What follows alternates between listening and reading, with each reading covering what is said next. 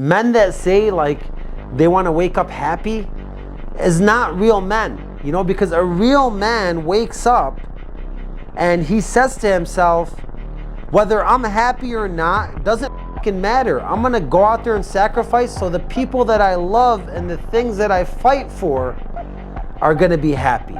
Doesn't matter about my happiness. All that matters is the sacrifice I'm making the people I love happy, or going to make the people I love happy. And a real man puts himself last, and he fights for his purpose or his why. That's what a real man is. So like a lot of people are not real men because it's like, but I don't feel good, and I need to talk. They're having therapy sessions on social media. Those are not real men. Real men hunt and gather for their family and loved ones. And right now, I still believe in this time and age, we're hunting and we're gathering for our loved ones. I come in here every day and I go to war for the people I love. Doesn't matter how I feel, I need to perform.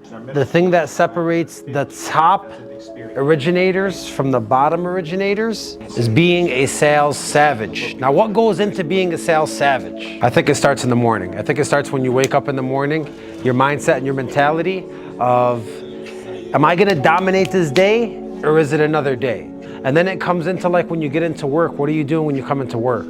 Are you coming in here and attacking the day with like a plan, a lethal plan of exactly what you're gonna do, who you're gonna attack? Every client you talk to needs your help. Like, what's your mentality when you're taking calls, when you're coming into your day? Every single time I got up at 4:30 in the morning to go to the gym at 5 in the morning, it never ever felt great. I never got out of bed and said, yes, 4:30 in the morning. It's time to go work out. It's time to take an ice bath after. It's time to sweat in the sauna until I get dizzy. I've never ever been excited to do that. You know when I'm excited? When I walk out of the gym after completing all those activities, I feel accomplished. I feel accomplished and I tell myself, good work, Ace. You went to the gym today and you didn't want to go. You hated yourself for it. You fought against the snooze. You were upset in the mirror when you were washing your face. You slammed the door in the car. You said, fuck this workout, but you got it done. Similar in sales. I come in a day and I might have a storm going on in my life outside of my job, outside of my career, outside of my business, but I come in here and I perform. People are like, man, you had a great day. Man, this guy's positive. Man, this guy has a great life. Little do they know I might have a hurricane going on outside, but as a top performer, you wouldn't know that because I don't execute based on how I feel. I execute regardless of how I feel. And top performers understand this. I buy my team members on average 10 to 15 leads a day, fresh leads that just filled out information that want to engage. 10 to 15 a day, okay?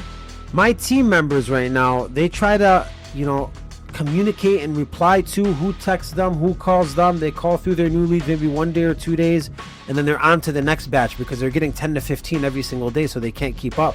So what typically happens? These leads go to waste when a lot of clients might be busy, they didn't answer you, they had something going on, they weren't interested at the time. But things change in people's lives all the time. You might ask somebody for the business today and they tell you, no, go screw yourself.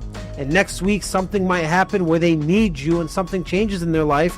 And if you don't show up at the right place at the right time to solve it for them, then you'll never get their business, and maybe somebody else will. Things change in people's lives all the time. The only way that you could capitalize on changes in people's lives and the way that they feel is if you continue to show up, don't kill these leads, don't deny these leads, don't withdraw these leads, but continue to follow up with these leads over and over again. To be the professional, you're going to start getting business from these leads because you're on top of it. But what happens? The average person does not do this, which is why people like me have to consult companies and create second voice teams and other people to go through the recycled leads, because the initial salesperson's not doing the right things with these leads. That's the truth. We would never need a second voice team, or we'd never need recycled leads if we had great salespeople that did the right things up front all the time and kept up and nurtured their leads the right way. If you talk to a client the first time and it's a dry conversation and you don't really got a deep understanding of their life, then it leads to your follow-up / prospecting. It's not going to be strong at all because you don't really know the real reason why they need to do this or why they need to take your product or service. So I always say if the first conversation was deep and impactful and had a lot of substance inside of it, you could take that substance and it could lead into your follow-up. Meaning you leave good notes inside of that client's file, so when you follow up with them the next day, you see those notes, you're like, all right, this client here needed to do my program because their pain points were A, B, and C, where their pleasure points were A, B, and C. And then when you call them and leave a voicemail or text them and email them, you could say, hey, Jamie, love talking to you yesterday. I know it was very important for us to do blah, blah, blah, and blah, whatever they told you. So I want to make sure I get you on the line so we can go over the next steps today. If you're dealing with fresh leads and sales, speed and timing is everything. That means the second your client or customer is initially interested in moving forward on a product or thinking about a product, you want to attack right then and there because you want to strike while it's hot on the oven. So I ask you, in your sales day, are you striking when it's hot on the oven? Are you calling your prospect right then and there when the timing is right? Or are you 5 minutes late, 10 minutes late, 24 hours, 3 days? Because the longer you go from that first second interaction, the colder it gets and the worse your conversion gets. You might ask somebody for the business today and they tell you, no, go screw yourself. And next week, something might happen where they need you and something changes in their life. And if you don't show up at the right place at the right time to solve it for them, then you'll never get their business and maybe somebody else will. For example, if you sell cars and you tried to sell me a car, and I told you I don't need a car, it's above my budget, I'm not buying a car, I love my minivan, and then 1 week later or a month later my minivan breaks down on me, and then you happen to still be calling me for a car, I might change my mind to be interested. So if you look at any top performer, as a matter of fact, tell me a top performer you know that hangs out with all negative losers. Think about it. Typically top performers are disgusted by losers and negativity. And top performers like to surround themselves with positivity and winners and people that are doing just as much or more than them so they could be inspired and they could lift the lid even higher. Whether that's through listening to podcasts or watching positive movies or going to positive seminars or reading positive books or hanging out with positive people or networking in positive places, top performers understand your environment is key. And the only way to grow in your life is to find a circle that's bigger than you. Average performers, low performers, are hanging out with a bunch of low and average performers. Think about it. Name me one low performer that you know, one loser you know, and tell me if they hang out with all winners. They typically don't because it's uncomfortable for them to hang out with winners because they have nothing in common with winners because they're a loser. So typically they find the comfort in finding losers just like them, people that complain just like them, people that are negative just like them, and nobody is breaking out of that comfort zone in that circle, so it stays comfortable and never grows. Therefore, they remain in this tiny little shell. Top performers break the shell, find a bigger shell, break it again and find a bigger shell, and break that again and find a bigger shell. I think the biggest thing that we miss as leaders sometimes is acknowledging the issue, whether it's in accountability through that, right?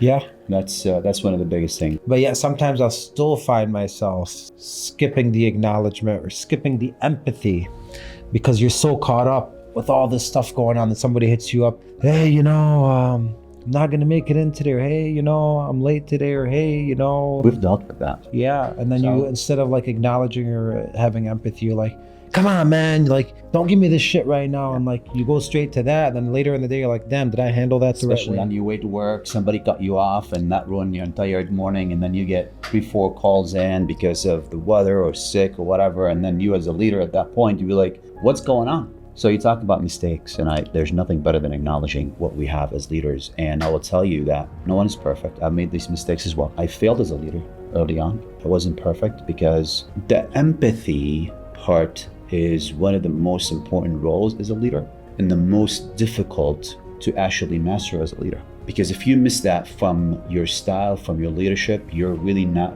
being relating to your team members, to everyone that you work with. It doesn't matter who it is. Because now it becomes, if you empathize and you understand, you try to put yourself in the shoes of that person to see what's going on. If somebody's late to work or if somebody had an issue, there's got to be a reason behind it. And as leaders, you can step in and ask, how can I help?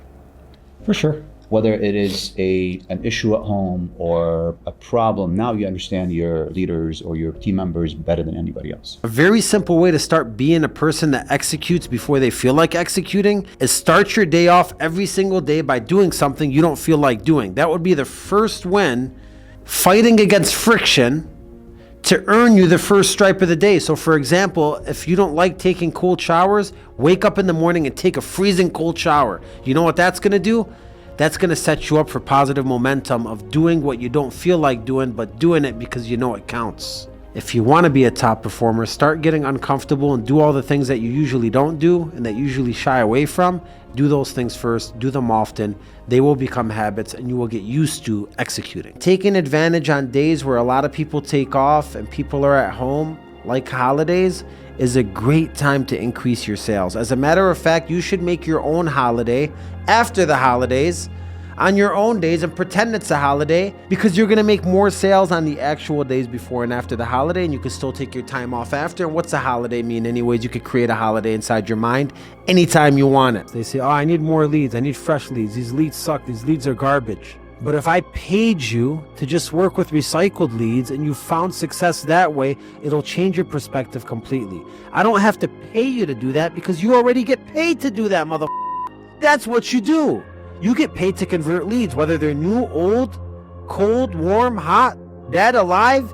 Your job is to convert these leads. A sales savage communicates so many times throughout the day through text, email, voicemail. They're not scared to double tap somebody or triple tap somebody. It's because like the average person's scared, like, oh, what if they answer and they get mad because I called them twice or 3 times? The savage is like, if they answer whatever they say, I'm gonna like overcome it and talk to them and figure out why they need help and show them why I'm the person to help them. Like there's a confidence level to being a savage. And if you're listening to this and you're wondering like, okay, so like how do I become a savage? Like how do I think like that? Well, it starts with your self-belief. Like you have to truly believe that you are the best individual that could help the client out. You have to truly believe your product or service truly makes an impact and a difference on somebody's life. And if you truly believe that, then you will start speaking like that, then you will start acting like that, then the savagery will start coming out.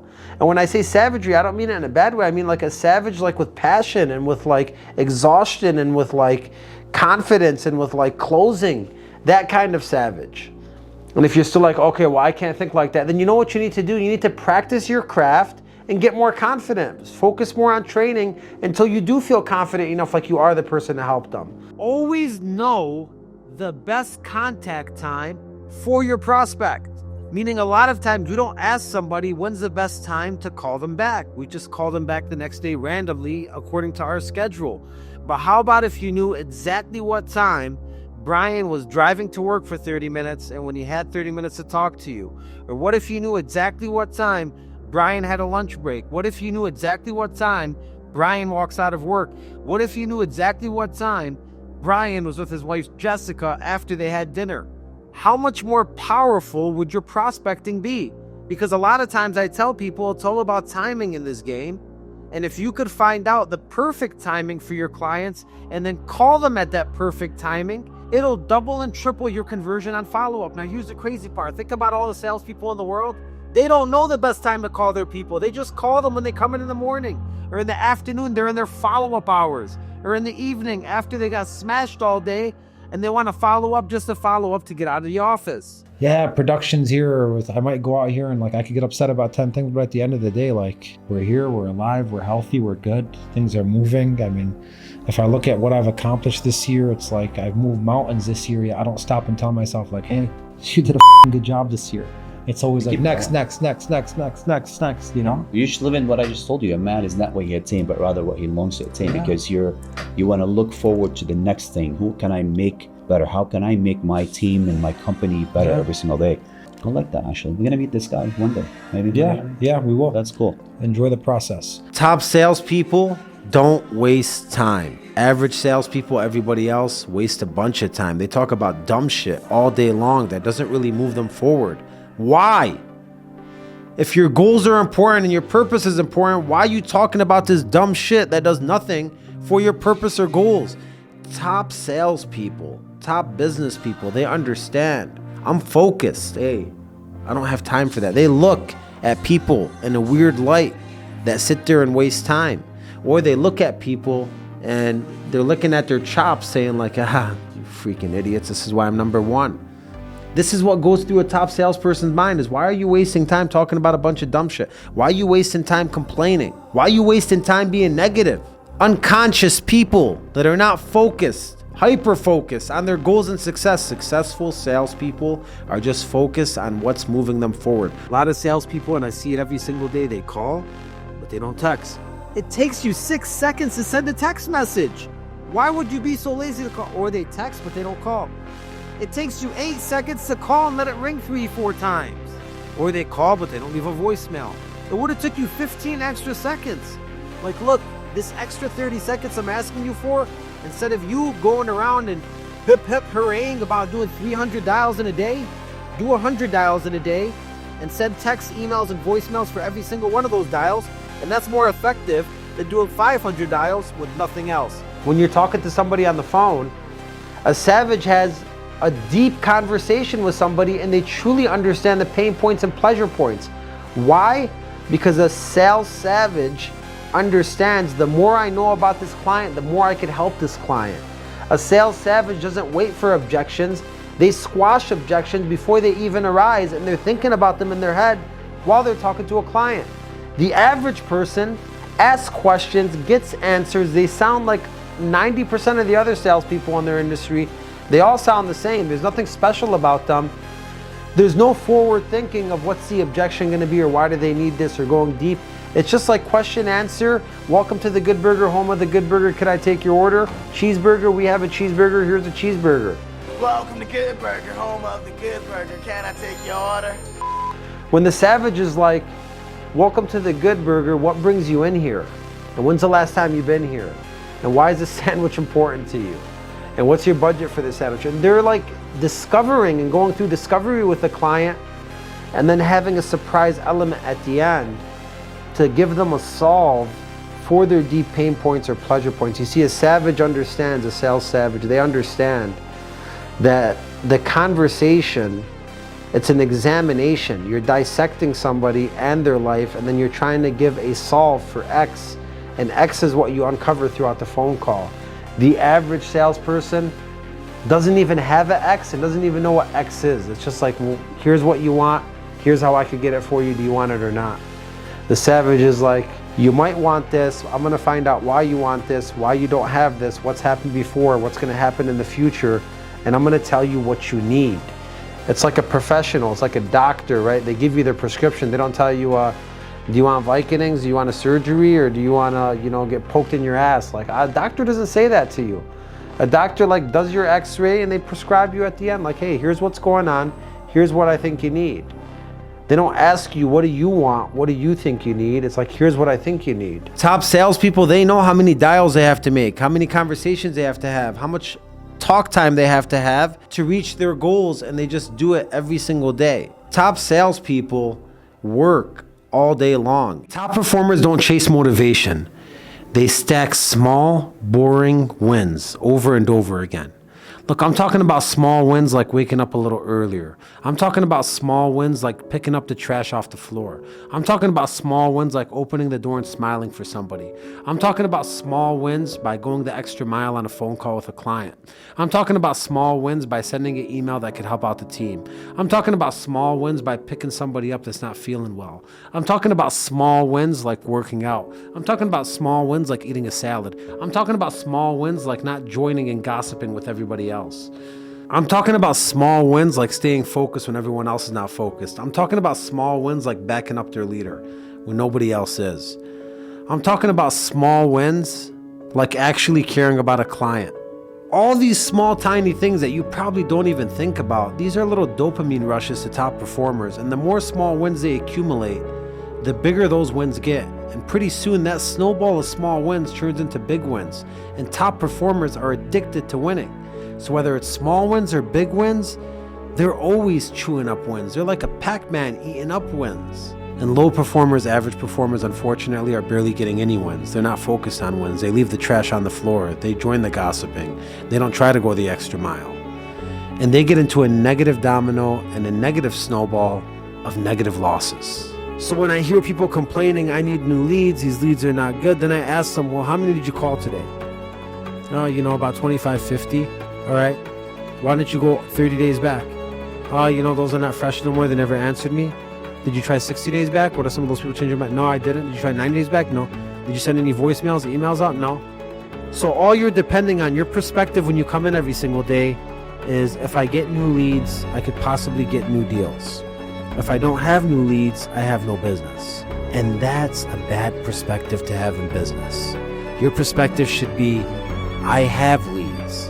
I'm gonna get business every single day regardless if they're new or old or fresh or not, because I'm nurturing my leads. I'm following up like a savage. I'm keeping up with all people that I speak to, not recycling anything, and keeping all my connections fresh. I'm always gonna have business because my process never stops. You see, a lot of you are missing the process. You don't have a process to follow up or nurture people. Your only process is get new lead, get new deal. Get new lead, get new deal.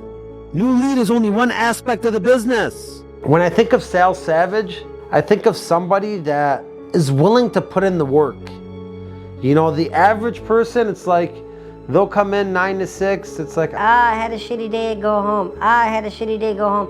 the savage will come in 8 to 6, 9 to 6. At 6 o'clock, they didn't have a good day or they're more busy. And it's like, I gotta stay. I got more business, or I am not having a good day. I'm gonna stay an extra hour. I'm gonna force a good day. I'm gonna put in the weekend. The savage says it's the 26th of the month. I have 4 days to get 10 deals. The average says it's the 26th of the month.